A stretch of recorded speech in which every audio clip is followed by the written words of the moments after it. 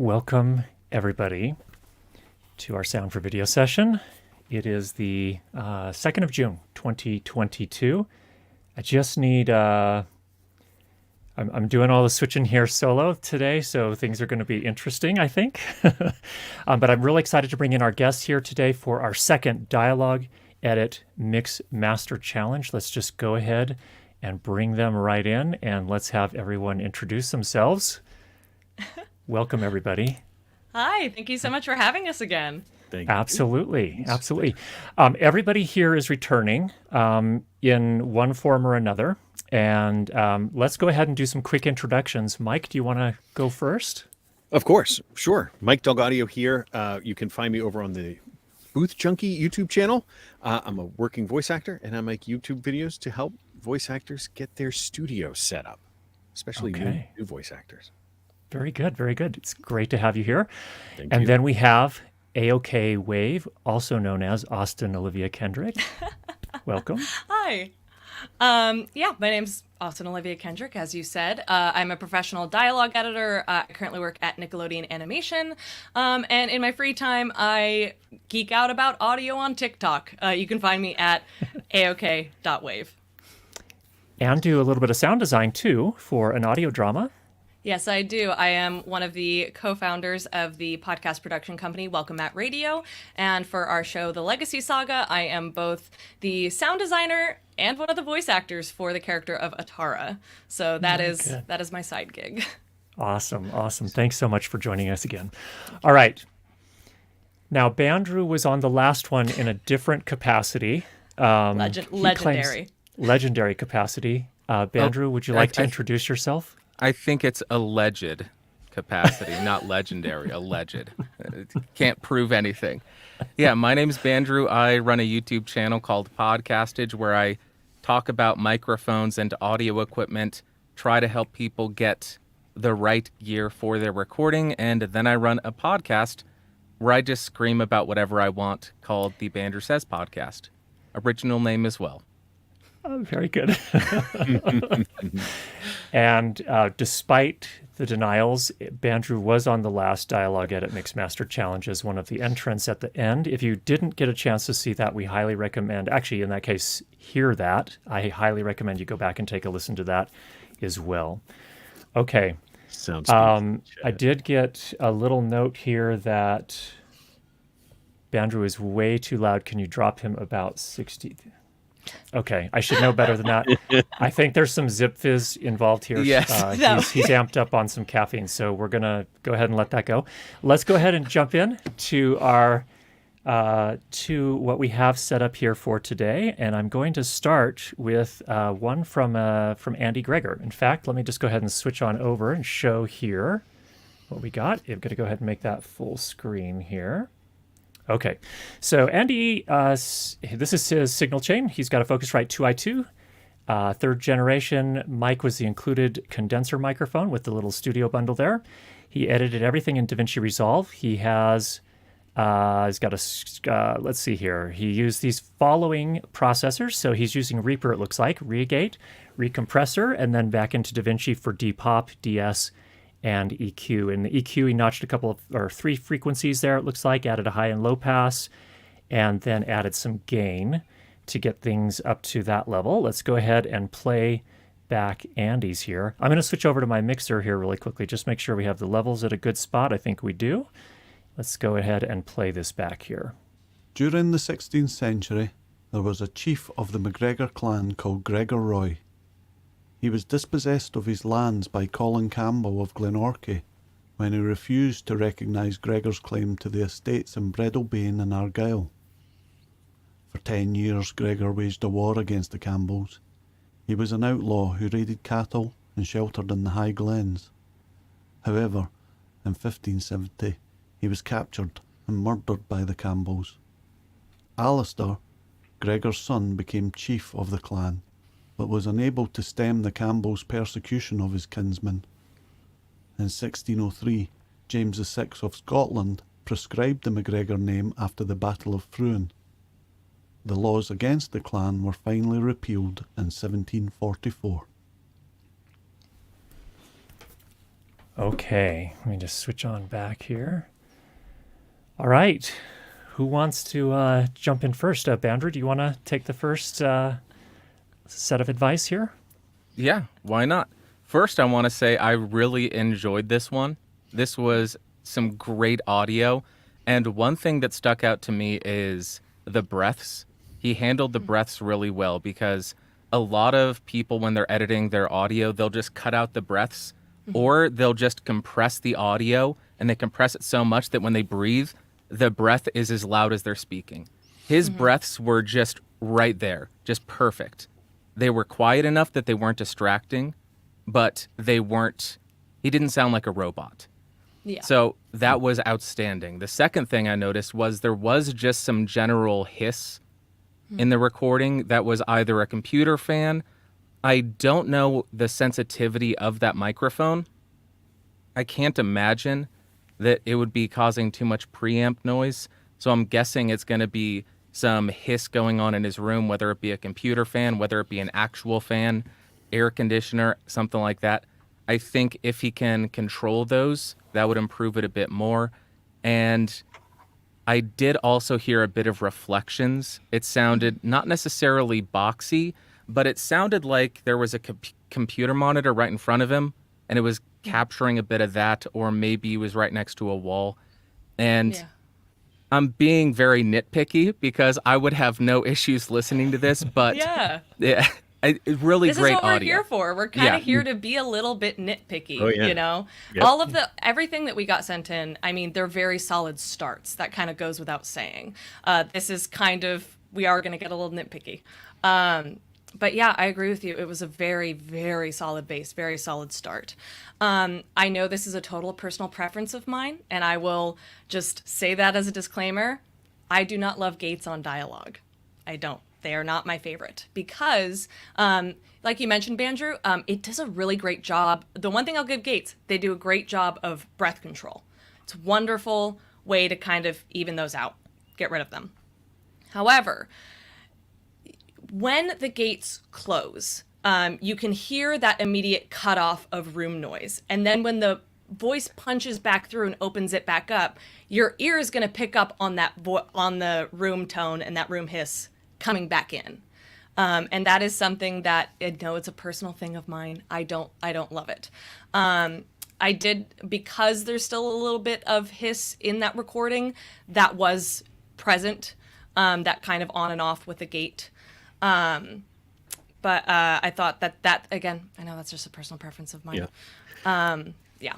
I know that he's using, interestingly, he's using Regate. I think it's the probably the old version of the Reaper plugins that were available as VSTs that you could put into other applications. And he may be able to fix that a little bit to make that so it's still deep breaths and but is a bit more transparent by bringing up on the Reaper plugin. It's the dry signal. It's on the leftmost side of the plugin.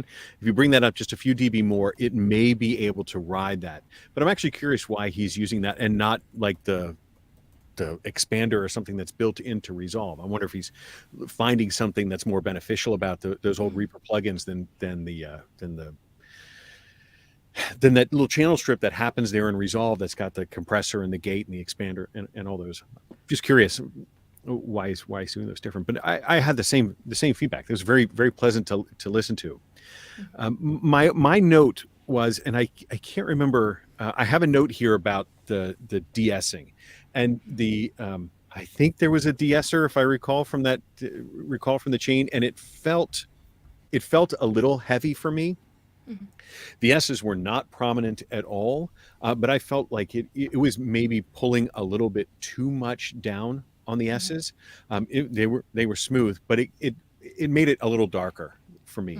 I wanted just a little tiny bit more lift out of the. Most everybody else, I'm going to say, you need to do more de-essing, but this is one where I think the de-essing was perhaps just a little bit strong compared to some of the other ones. The other thing, I'm not sure how close he was to that microphone. It felt like there was a lot of proximity effect going there. When I went back and I sort of messed with the EQ, I wanted to take out a couple of dB down where the proximity effect would be 125 hertz, 250 hertz. Pardon Yeah. me. It So sorry. it mentioned in the document that it said there was 3 notches in the EQ, correct?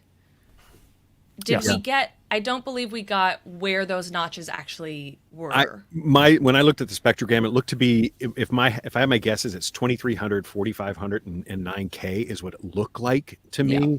Guesses, but that's what it looked like to me. Yeah, I would suggest to put a little, very soft little bit of EQ right around like 2 to 500 hertz, just because your voice, the recording has such beautiful warmth to it, but sometimes it verged on being a little bit muddy. So when I say like gentle EQ, I mean just a few decibels down, just a little bit just to have it cut through all of that warmth and give you a little bit more crispness to the words themselves. But that's all I got. Yeah. I got one add-on and then one final comment here. As far as addressing that gating issue, what I would recommend is if he could do a spectral denoise first to attenuate that noise floor and that hiss, because it's consistent throughout. Yeah. Yes. It doesn't change. So you can easily knock that down quite a bit. So then when the gate opens and closes, it's not going to be that drastic. So I think that would be a really great approach. And you could do something really cheap. RX-7, the cheapest bundle goes on sale for like $30. Yeah. The voice denoise is in there, and that'll do the trick. Yeah, and And that's definitely like do it. magic. And definitely do it before you put in the gate, so that it has Yes. enough of the room tone in the space in between where the gate would usually shut, Yes. so that it can actually be like, okay, this is what I'm pulling out. Order of application of these plugins is very important and can give you Absolutely. very different results. Preach. And the last thing I want to say is this is a perfect example of you don't need expensive gear. He's using the Focusrite microphone, and I would be more than happy to listen to that. So that's just, I'm thrilled that it came out that well with a bundled microphone.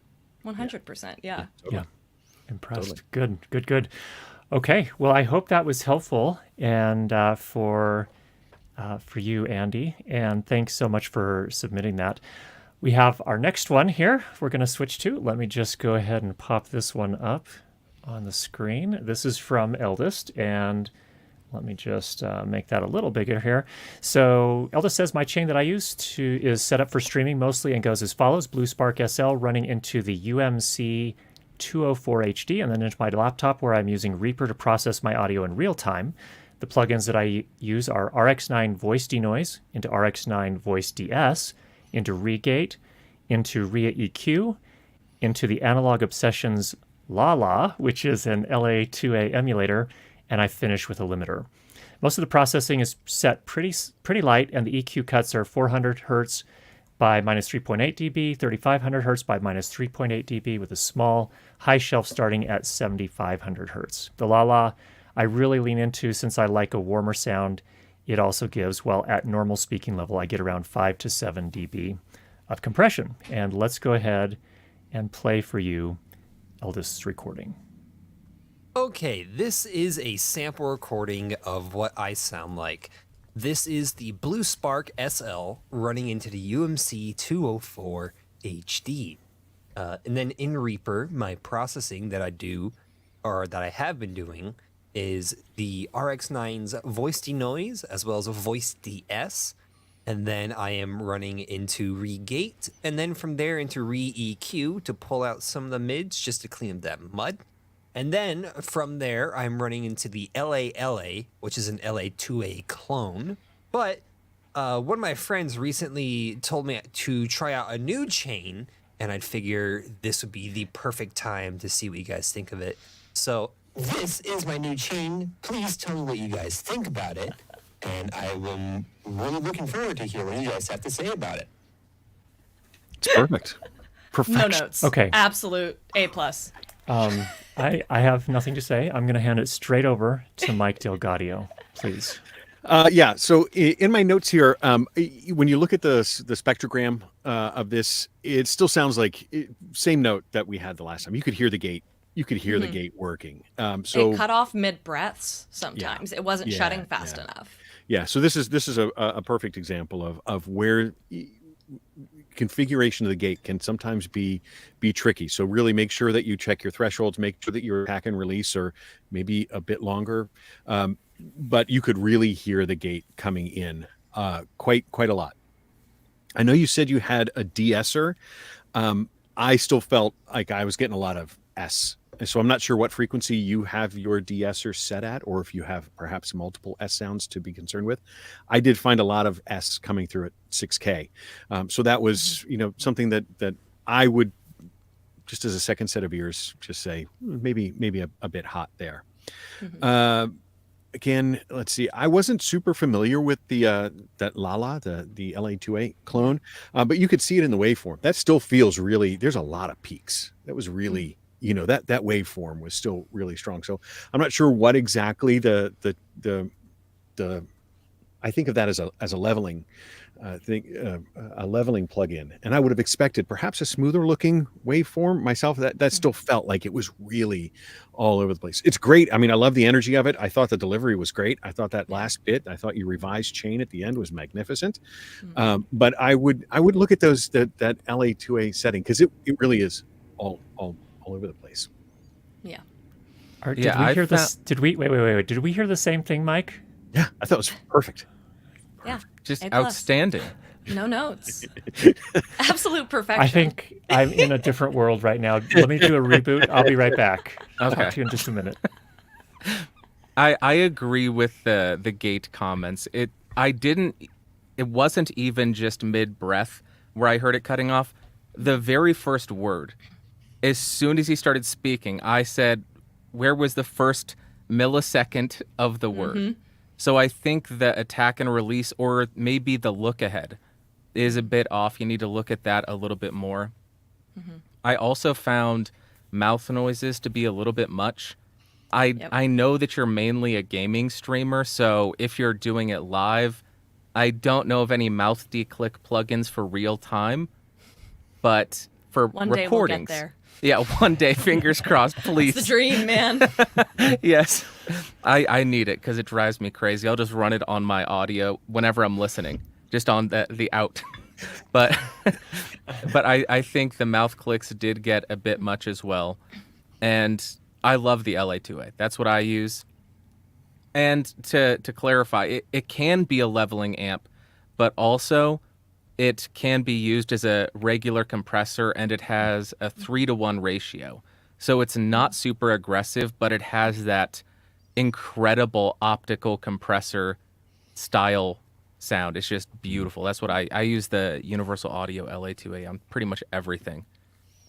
So yeah, I would say look at the gate, the settings for the attack, release, and look ahead, and then the look into a mouth click if you're doing recordings, because I think your just general speech pattern is a little bit exaggerates a little bit of those mouth clicks.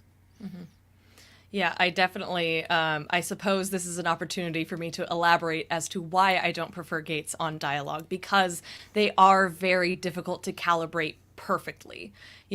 We don't speak at the same consistent volume all the way through all of our words and consonants and syllables, and sometimes the gate can either cut off or not open those beginning or ending syllables, or it won't shut in time. Like I mentioned that it kind of cut off mid-breath. It just kind of draws attention to itself. And with any good kind of sound design, editing, anything like that, we are aiming to be as seamless and unnoticed as possible. If a plugin is drawing attention to itself, it needs adjusting. When it comes to, I'm 100% in agreement with you, Bandrew, about the mouth clicks. That's the dialogue editor in me. One day we will have a live declick plugin, and that will be a glorious day. In terms of the rest of my notes, you had great intelligibility. I could really hear every consonant you were hitting. However, I would be a little bit careful with your EQing. Be careful with the cuts at around, I think it was 400 hertz. They mentioned there was a notch there. Did Yeah, they it's just mention? a small cut at Yes, 400 of 400. Well, 4 Yep. dB. Yes. I mean, almost 4 dB. So it's a pretty good cut. Yeah, be very careful in that range because that can pull a lot of warmth out of your voice. And then that's a very difficult area to play in because it's like just right. You will get this gorgeous warmth and support to the voice, but too much and it gets muddy. Very difficult area to play in, but don't let that scare you. And then also that other cut at, I think it was 3.5K. Yeah. Cool. Forgot how to speak there. Back on track. Be careful with that because that can pull a lot of presence out of your voice. And if you do kind of both of those, it leaves you with a lot of sparkle and airiness on top that again increases that intelligibility. You can hear everything that you're talking about. You can hear every single consonant and syllable, but it doesn't have the support of that lower end that kind of makes it really pleasing to the ear. That top range is very important again for that intelligibility. But if it doesn't have that support, it kind of wears a little thin on the ear. So I would just be wary of how those two kind of come together. Amazing feedback. Thank you so much. I hope everyone, and again, this is thank you so much for submitting putting yourself out in such a vulnerable situation in front of the whole sound community here. I hope you're finding this really helpful. To me, this is like, wow, super, super helpful and super eye-opening. So, Well, all right, we're gonna. It's just one final thing. I'm just surprised that we had anything to say because Yeah. he fixed everything in the final 5 seconds. Yeah, again, Yeah. that was perfect. Where's the chain on fixed that, it. frankly? Yeah, I'm we're waiting. critiquing the prior, but he fixed it by the end. You got the Holy Grail. When are you going to share it, man? Come Yeah. on. I could Curtis is listen to gonna that kill us. literally. I could listen to it for hours. I'm thinking about my audiobook chain. I'm like thinking about my audiobook chain, and I'm wondering how to get back. I think to Curtis is Eldest. going to kill us. I think Curtis might actually. I don't know. No, I'm not that type. But this is I felt like I was in the Twilight Zone for just a minute there. Like, actually, for the last 10 seconds is what I felt like I was in the Twilight Zone. Sarcasm here. Thank you. We're going to go over to our next one here really quickly. All right. Next up is from Andrew Pelgrave. And Andrew has kind of a different approach he's taking here. He is in part trying to, I think, test out several different microphones on the voice talent here. So the mics are SM7B for the first 20 seconds or so, AKG cardioid pencil condenser from about 19 to 38 seconds, and then a Rode NT1 from 39 through to the end, all recorded into a Mix Pre 3, same levels. He applied RX8 mouth declick, voice denoise, high pass and low pass filters, a DS, and compression. Added a little bit more denoise to the SM7B, some electrical interference, it sounds like maybe in the AKG recording. I'm not sure it's evident in this small section, but it is on the longer recording. I didn't need deep breath this time as the mics were positioned slightly further back. SM7B 6 inches, Rode 8 inches, and the AKG 10 inches. And let's go ahead and play a little bit of that for you. Let me just double check my mixer here to make sure that we are respectful of everyone's ears. Yes, that looks pretty good. And here we go. The Cafe Sydney Experience. I was in my early 20s and enjoying the perks of being a successful salesperson. I recall that day vividly. We had won a major deal with a global construction engineering company. I joined my manager and the client to celebrate at a high-profile restaurant called Cafe Sydney. It's a stunning place overlooking the Sydney Harbour. For someone that came from a little village town in the Fiji Islands, the luxury of the experience and the personal recognition was a proud moment. I was chuffed. We ate lavishly and the wine was flowing. Midway through the meal, my manager excused himself to visit the bathroom, leaving me alone with the client. Out of nowhere, the client iterated. Okay. So, Austin, you want to start us off on this one? Well, I love seeing a D-click in that you listed, that you used one. The thing about D-click plugins is that they tend to have a harder time kind of digging out the clicks that come from sounds that are made at the back of your throat, like and so I noticed those still being kind of present.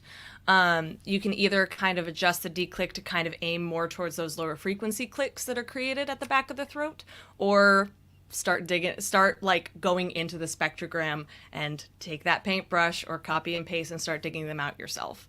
It's time consuming, it's monotonous, it's worth it when you have that really clean, crisp, clear, no click final product. I definitely think do we know, because it mentioned that the audio was leveled. Do we know if that happened before or after cleaning? I don't think, let me just take a look here really quickly. We'll pull this back up. Let's see. I assume this is in order here. So D-click, denoise, high pass and low pass, de-essing, and compression. Okay. Because when I pulled the audio into the spectrogram, I still noticed a fair bit of room noise in the background of the spectrogram, as well as you can kind of hear it.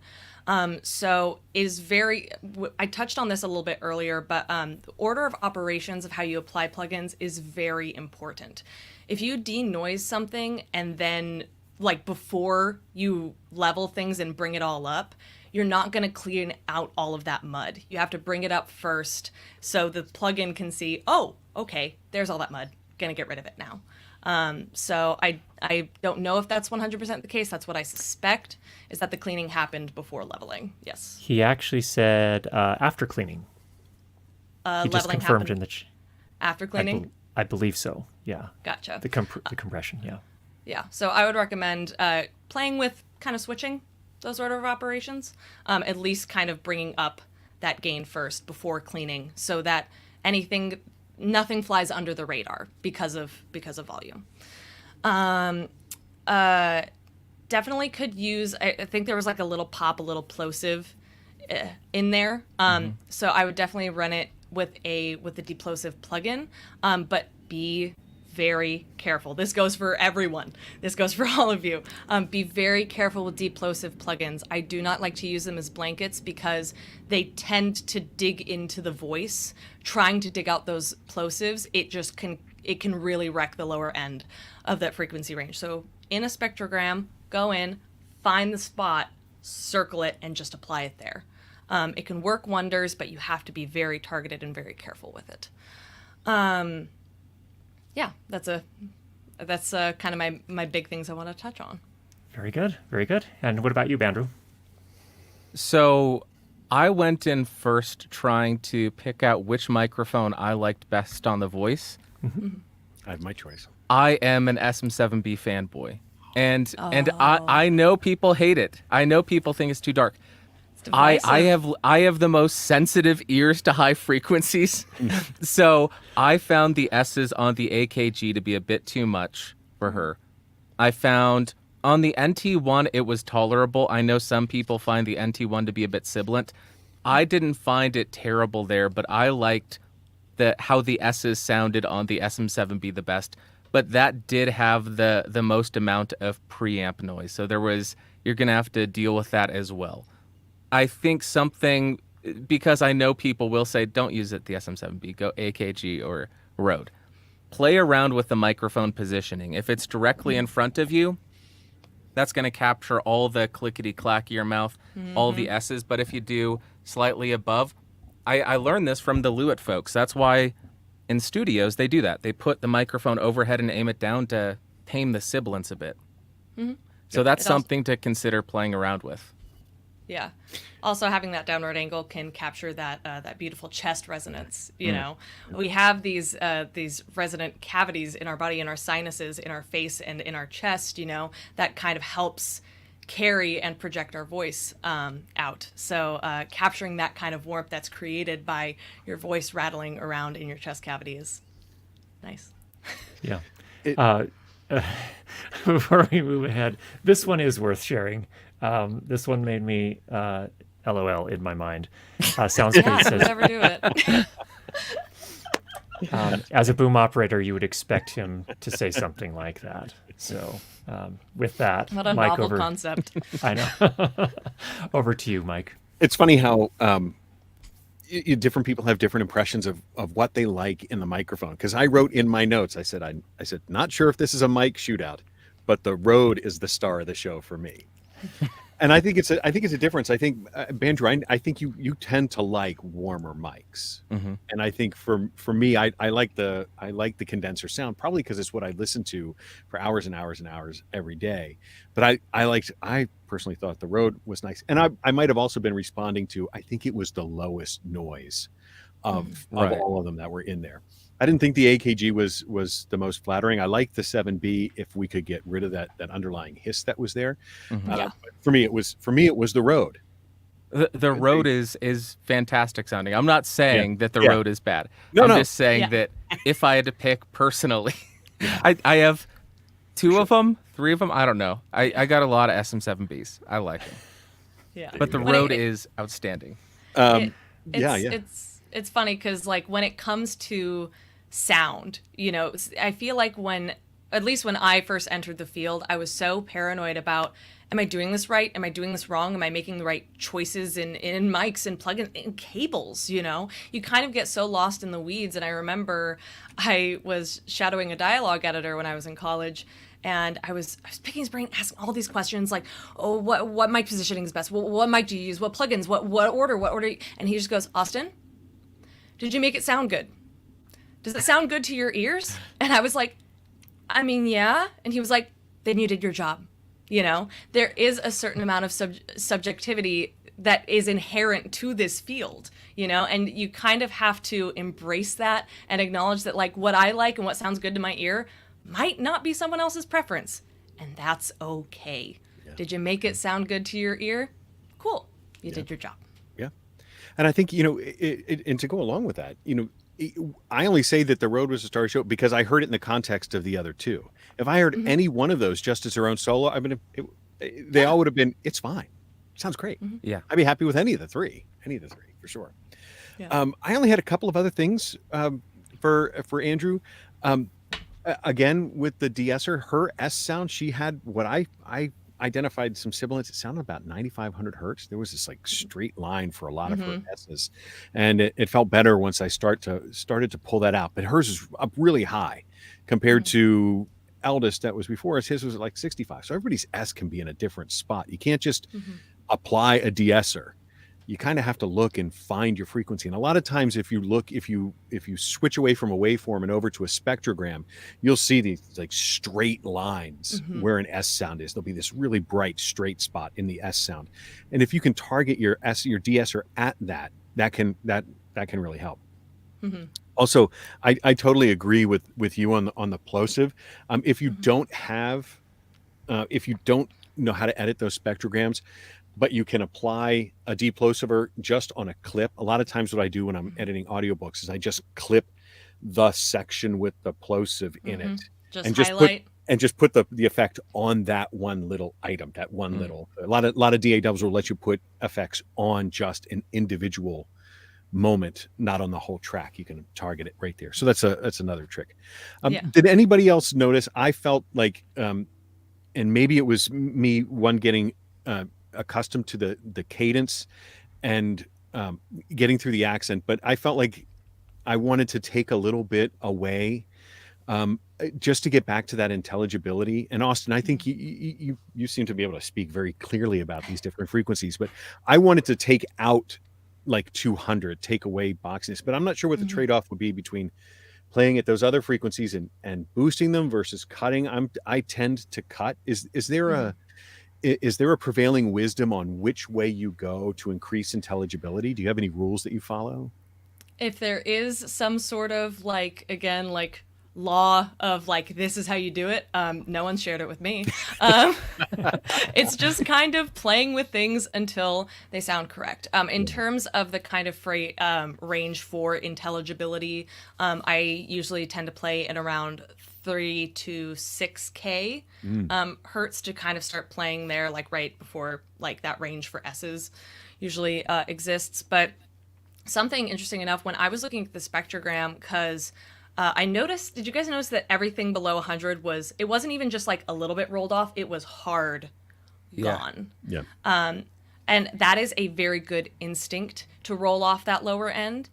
But be very careful when rolling off those lower end stuff, because you can your voice can sound thin.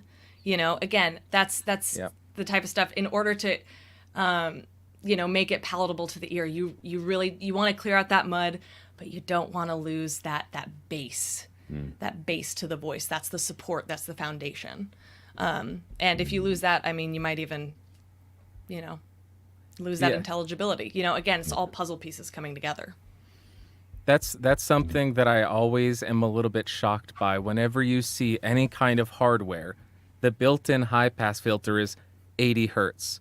And I always find that to be way too high and way too aggressive, because it does take away that body. So I typically do software high-pass filters, and I'll start around 50 hertz and do, I think it's a 12 dB per octave or 6 dB. I'm not too aggressive with it, but going down around 50 to start is a good place, and then just slowly bring it up to find out where it's not impacting your voice. Yeah, I know we hear a lot of like rule of thumb is like, 100 hertz, and again, that's a good like starting point. That's not going to work for every voice, and that's okay. Those guidelines aren't hard and fast rules. Like my fiance is a voice actor who has a voice so deep I can't touch the lower end of his voice a lot of the times, because it just starts cutting in so easily, But that's such a unique case, It's different for everyone. Yeah, for sure. Everything okay, Bandrew? Yeah, I'm just reading the comments. Should I look? I need to call my mom because I'm getting cyberbullied. Okay, Bandrew, I'm with you here on this. Alan, if you have a Zip Fizz in front of you, we'd like to ask you to step back from the Zip Fizz. And it's time to get some water in you, please. Take a breather. Take a breather. Okay. Thank you so much. Great insights. Andrew, I hope that was helpful for you as well. And by the way, I think Arishma is the voiceover artist there. Love her voice. Absolutely love Beautiful. her voice. So beautiful. And with the accent too. I just love it so much. It's very All rich. right. Very rich. It is. It is. It's such a rich voice. All right, let's take a look at our next one. This is from Thomas Durfee, and we're going to go ahead and switch over here. Thomas has a lot of notes.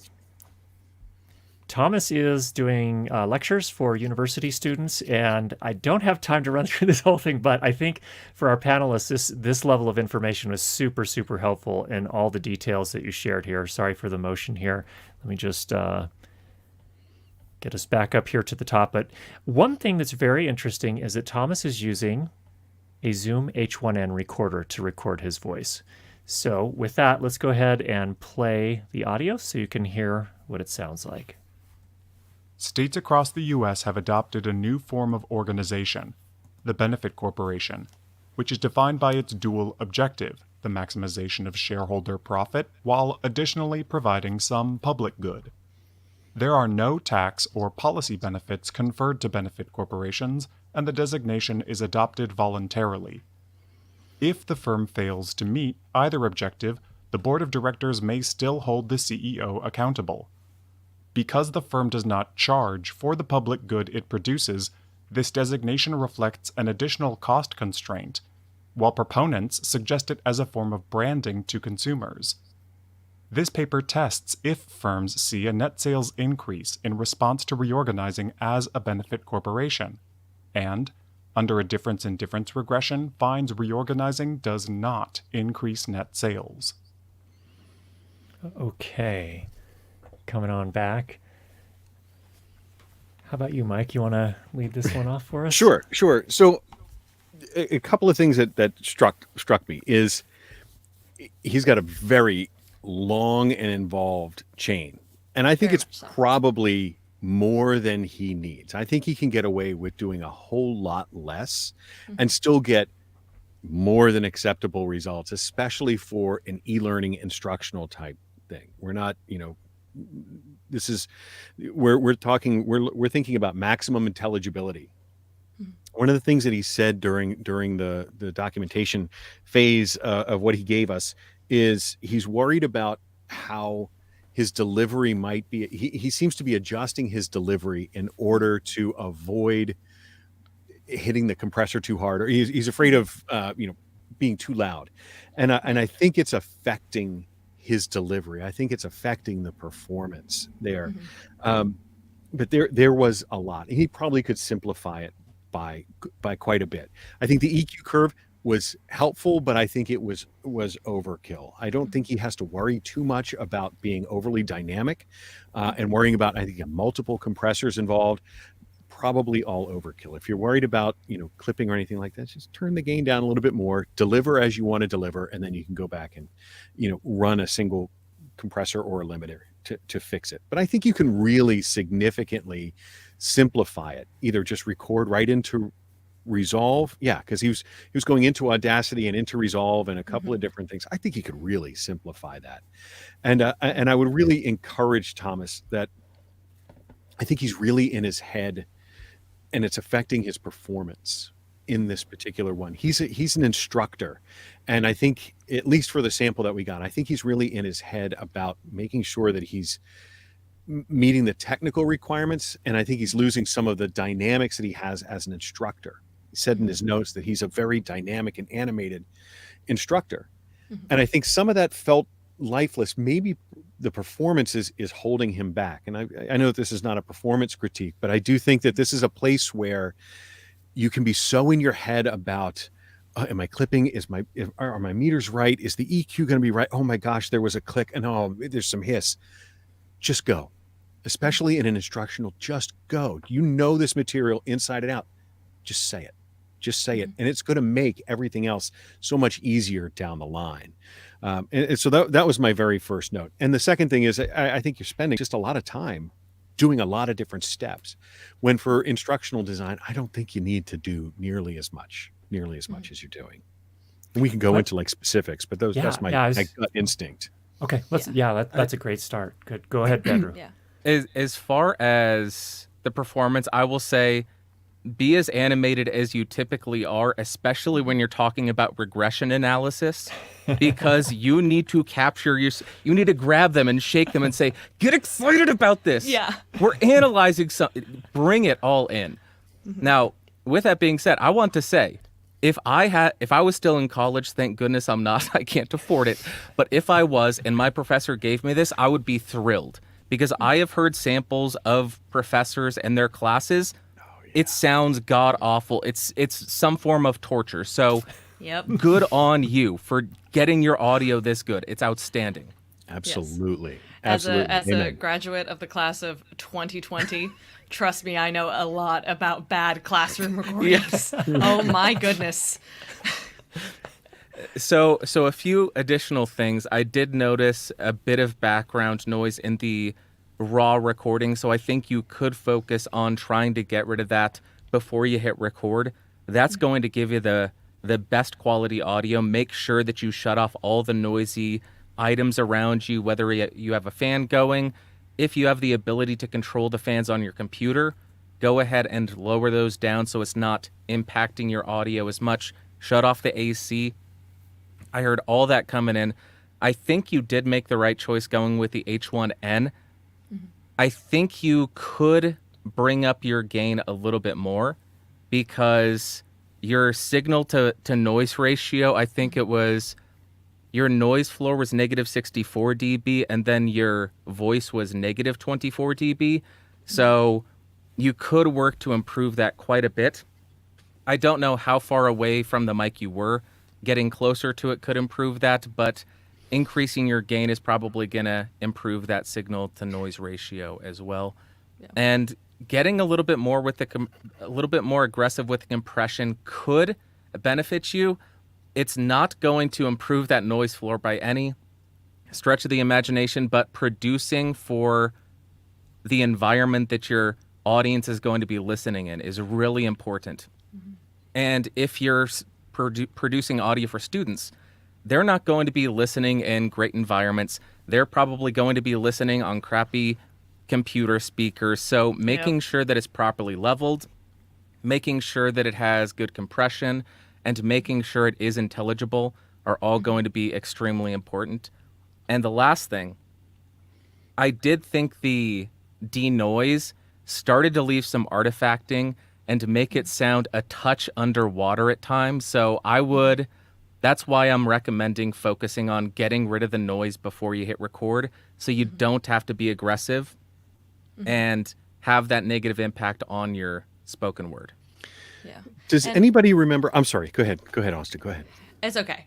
Before I'm gonna go off on my spiel. So I just had one quick question. Does anybody know if the H1? I know my H5 has the ability to make one mic hot and one mic a backup, so you can get like a dual mono that one is leveled down. Does the H1 do that? Because that might help if you're really worried about gain. Oh yeah. The H5, I don't think it has a safety track feature. I don't know. I know they have a new one. I don't think the original one does, because there's like 3 switches on the back of it. Yeah. There's no menus or anything to really dive into that. It's too bad, because that would be perfect to help address the situation that he's concerned about clipping or going over. Having something that would do a safety track would really help. Yeah. Into my spiel now, I suppose. But jumping off of Bandrew makes a really great point about kind of one of the best things you can do to create a clean, finished recording is start thinking about everything around you before you even start recording. And I know it's been touched on that, like, we want to encourage you to kind of have that passion and to be as animated and energetic as you want to be. I do want to say that I appreciate the thought that you put into the note. When I read your note saying, like, I'm aware that I don't want to hit the compressors too hard, I was just like, okay, yes, you need to understand that good audio starts there. It starts with the forethought. It starts with the setup. It starts with thinking about how the mic is actually going to be capturing these things. So I just want to have hats off to you. I appreciate that. I will say, touching on, Mike, you brought up the EQ. First off, I appreciate you putting the picture of the EQ curve so we could actually kind of see where everything was. I noticed that the parameters were set very, like, to the letter. I had, there it is. In terms of like general guidelines that I got when I was first kind of learning how to EQ voices, like, this is set to very exact parameters for, like, okay, we're going to put the notch here for sibilance, and the notch here for muddiness, and the notch here for, it was very perfect. I don't know if that was perfectly suited to your voice, though. Like I mentioned earlier, with kind of the rolling off of the very low end and that point being different for everyone, these suggestions are just that. They're suggestions. They're guidelines. They're good places to start. They're not hard and fast rules, So if you start with this and you think, okay, that's good, it could be better. You can play with these things, Every ideal EQ is going to look different for every voice. So don't think you're married to these. Don't think they're hard and fast rules. They're flexible. Set it, listen back to it, and then adjust it for what's best for your ear, for your voice. Because I definitely feel like there was a little bit too much focus and lift on the high ends. There was a lot of shimmer, a lot of sparkle, a lot of airiness up here, but it kind of got a little bit boxy and thin on the lower end as a result. It was that top end was kind of overtaking the lower end of things. That's all you got? Yeah, it also needs a declick, but that's just kind of every time. At this point, do I even need to say it? I'm wondering if there's the technology available where we could get hearing aids that have declicks built in. That's so the that dream. Everything is declicked. That's the dream. Is it not? Bose, get on it. Or Sennheiser just got purchased. Their headphone side just got purchased by a company that does hearing aids. So maybe they'll work on it. Permanent declick. I mean, like, if you couldn't tell, I get asked this a lot because they're like, people be like, oh, you're a dialogue editor. What's your least favorite sound? I'm sure it surprises no one. My least favorite sound is mouth clicks. Yeah. Why do you think I dedicated my life to getting rid of them? Nick had an interesting thought here as well. He said, one thing I recommend to experiment with noise reduction is run multiple instances with less aggressive settings instead of hitting one instance very hard. It can sound better sometimes. What do y'all think of that? 100%. Yeah. Yeah. That's the voice denoises are great, but I noticed that when you kind of hit things very aggressively, it has a risk of digging into the vocal quality. And of course, we're here to produce, the cleanest result possible, but once it starts cutting into vocal quality, that's when you need to pull back. And so I'll tend to hit things like 4 dB, 2, 3, 4 dB, and do multiple passes to kind of gently peel those layers off while leaving the voice intact. Yep. Absolutely. Absolutely. We have a specific question here for Bandrew. Are those Sennheiser HD650s? Yes, they are. Tell us And why you chose those. Because my friend recommended them to me, and they're pretty, in the grand scheme of things, they're inoffensive and pretty balanced. And I know it's a cardinal sin. Oh, you can't record and use open backs. It doesn't become an issue unless I'm recording music and there's just a click blaring in my ear, and then it just makes it into the microphone. But that's the only time. I don't monitor too loud, so it doesn't cause any issues there. Okay.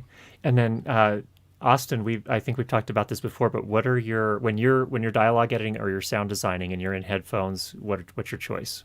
Audio Technica M50Xs. M50Xs. Yeah, okay. my favorites. These are the first set of headphones I ever bought for myself with a check I had made doing sound design work. And so I'm sure there's also a sentimental part of me that's attached to these, but I've also found that they do a really great job with kind of bringing those clicks and imperfections out to my ear. Interesting.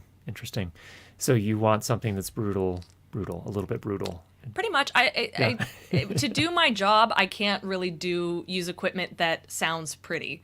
I need equipment that's honest with me, because if it sounds pretty and it smooths over all of those imperfections, wait, I'm supposed to be removing those imperfections. You can't be, hiding those from me, Yeah, exactly.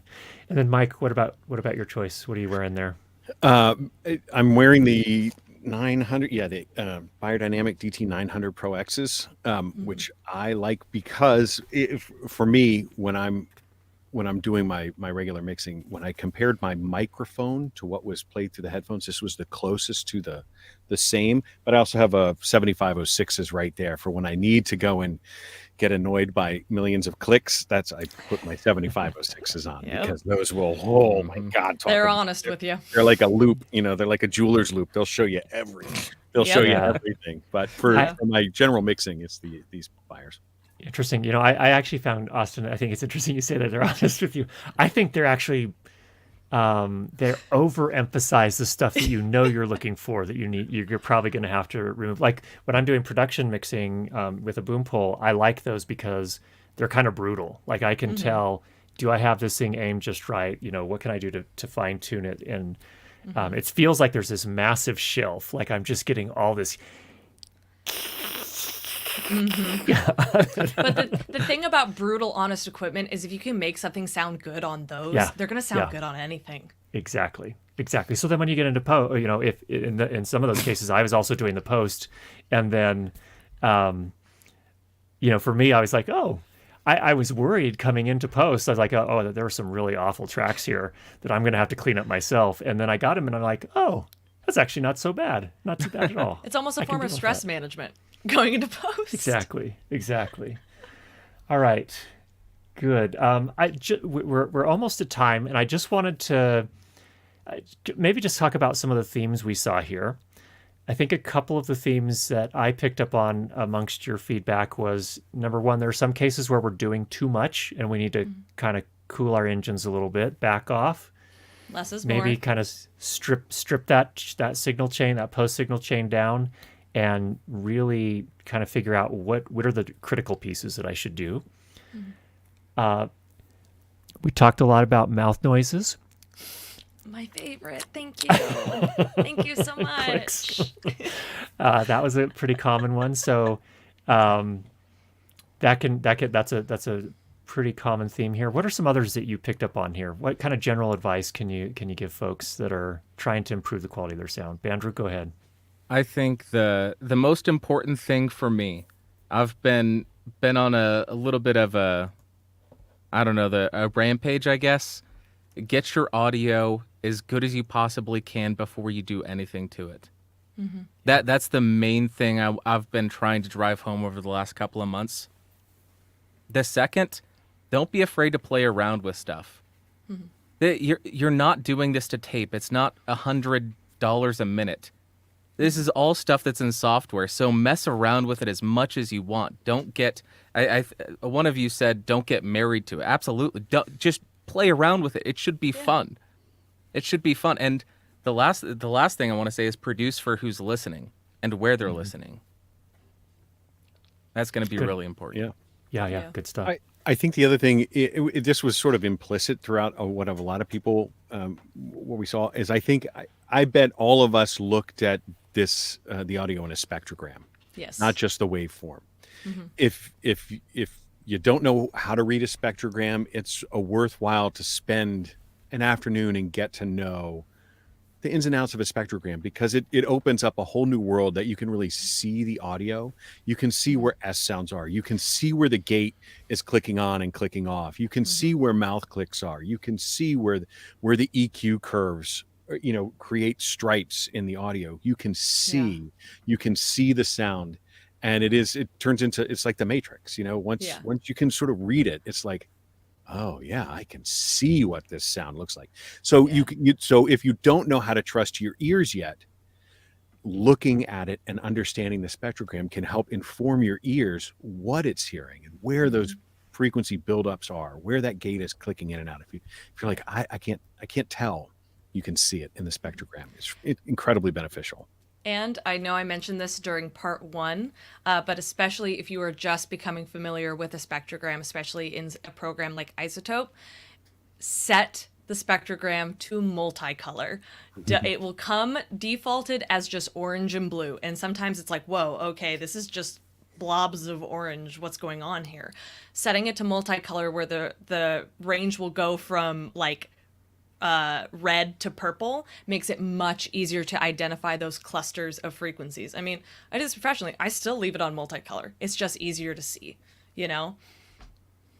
Absolutely, yeah. You changed my world, Austin, when I went into RX and changed that. Actually, SoundSpeed says that I changed my color scheme back to default. Actually, that was just for explanation. What I showed just a moment ago was actually Audition, not RX. So when I'm in RX, absolutely, that multicolor is just world changing. Absolutely. The other thing that really helped me with mine, I'm not sure because I don't use Isotope spectrogram as much as I use Reapers, but in Reaper you can actually change the log scale, and that was huge for me when you change what the log scale is, so you can see different frequencies. Sometimes the frequency will be like the top 10,000 is taking everything, and all the place where all the information is squashed down. So being able to like change the log scale, at least for Reaper's spectrogram, changed my world. Yeah. In addition to the colors. Indeed. Very good. Yeah. Are we out of time? You have something to say. If you have something to say, we are not out of time.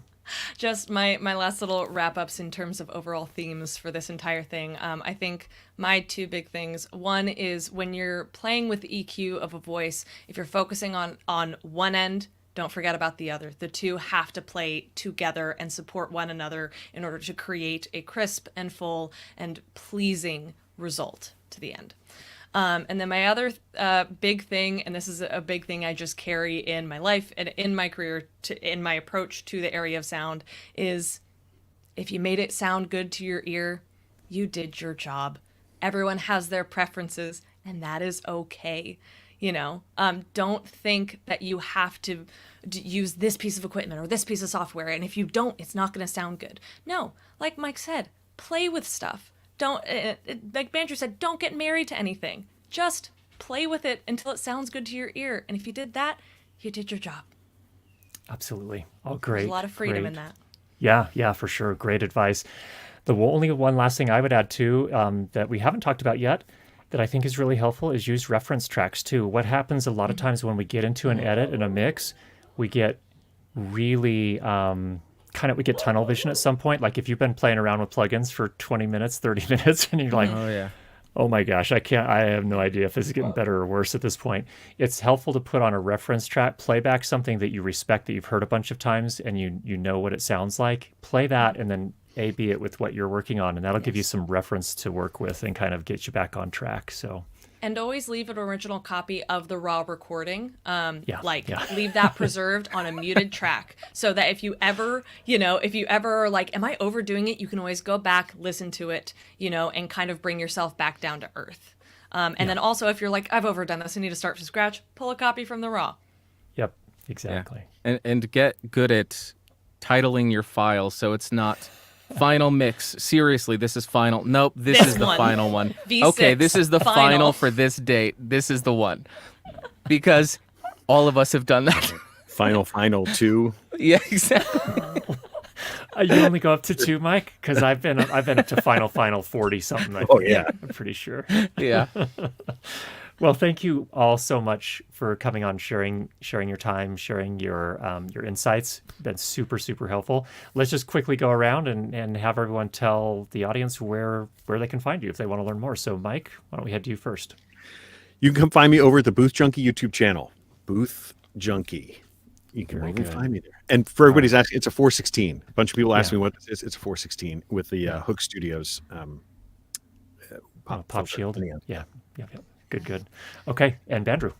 You can find everything I do at podcastage.com. That's spelled podcastage.com. Nobody asked. Neumann KMS 105. with the SM7B windscreen on it. This is okay. This is Fanboy to the funny end. because it's No, I recorded a podcast last week, and without it, I have never been that aggressive with the mouth declicker. This just takes off so much top end that I could actually use it in a normal fashion. look at that. He is using what we call analog processing right there with an SM7B foamy Beautiful. on there. Good. All right, Austin. You can find me pretty much everywhere on TikTok, on Instagram at aok.wave, W-A-V. You can find me at Twitter at AOK_wave because they don't allow periods in handle names. Very annoying. And then you can find our podcast, The Legacy Saga, on all of the podcast platforms. We have a purple cover. We're about to wrap up season 1. Good time to catch up. Awesome. Thank you so much again, all of you. And just thank you. That's all I have. I'll end it right there. Thank you for having us. This is always so much fun. Yeah, the pleasure is Thank absolutely you. mine, for sure. I learned so much. So, okay, we will see all of you next time. Thanks, everyone, for joining us. Get out there and make some great sound, and we'll talk to you all again real soon. Take care, everybody.